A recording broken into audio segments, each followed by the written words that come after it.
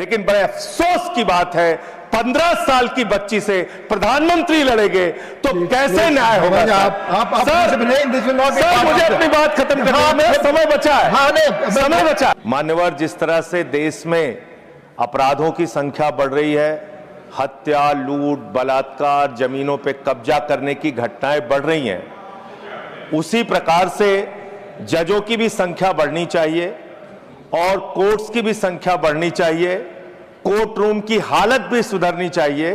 उस दिशा में ये एक अच्छी पहल है सरकार की ओर से। लेकिन मान्यवर, मैं आपके माध्यम से इस सरकार से पूछना चाहता हूं कि देश के जिला न्यायालयों में 5 करोड़ केसेस पेंडिंग पड़े हुए हैं, 5 करोड़ केसेस पेंडिंग पड़े हुए हैं। देश के हाई कोर्ट्स के अंदर 60 से 65 लाख केसेस पेंडिंग पड़े हुए हैं। सुप्रीम कोर्ट के अंदर 96,000 केसेस पेंडिंग पड़े हुए हैं। क्या उसके हिसाब से आपके पास जजेज की संख्या पर्याप्त है? क्या उसके हिसाब से आपके पास कोर्ट्स की संख्या पर्याप्त है? अगर हिंदुस्तान की बात हम लोग करें मान्यवर, तो हिंदुस्तान में 10 लाख की आबादी पर एक जज है।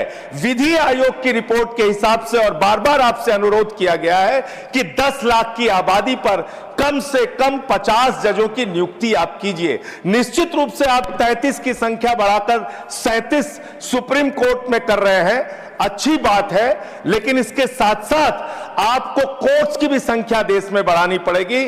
और जो आज आबादी के मुताबिक जजों की संख्या है, हर स्तर पे उसको भी आपको बढ़ाना पड़ेगा। मान्यवर, मैं आपके माध्यम से यह सरकार से पूछना चाहता हूं, कांसीराम जी का नारा था, जिसकी जितनी संख्या भारी उसकी उतनी भागीदारी।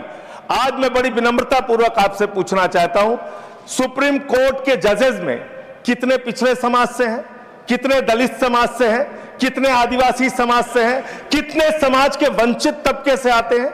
नहीं मान्यवर, उनकी भागीदारी बिल्कुल शून्य है। इसलिए न्याय अगर आप करना चाहते हैं, आज न्यायपालिका हो, कार्यपालिका हो, विधायिका हो, पत्रकारिता हो, सब में बराबर का प्रतिनिधित्व समाज के वंचित, शोषित, पिछड़े, दलित, आदिवासी तबके को देना होगा।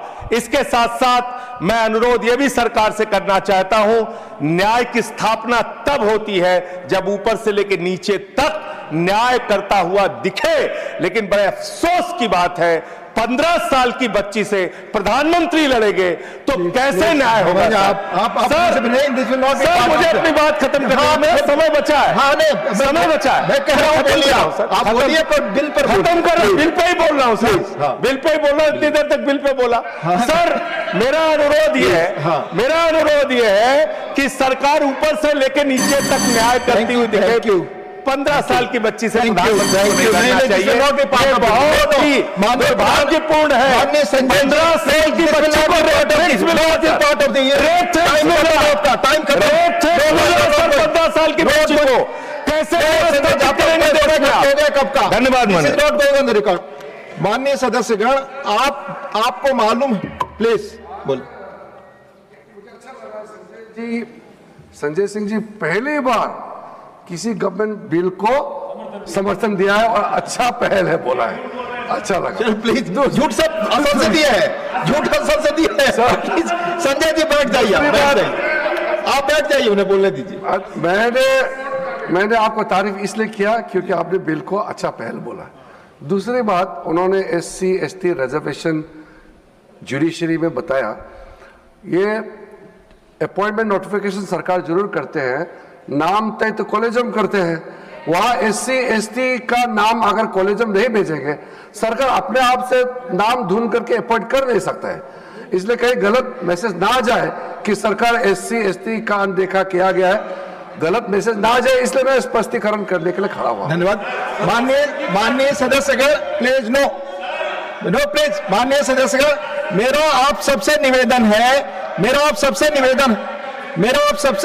है, एक मेरा आप दोनों बैठ जाए, it is not going on record. No, नहीं।